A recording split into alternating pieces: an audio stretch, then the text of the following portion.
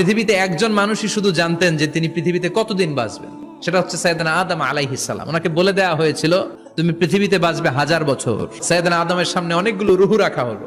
সাইয়েদনা আদম বললেন এরা কারা? আল্লাহ বললেন তোমার বংশধর। সাইয়েদনা আদম বললেন আল্লাহ ওই যে একটা রুহু দেখা যায় এটার নাম কি?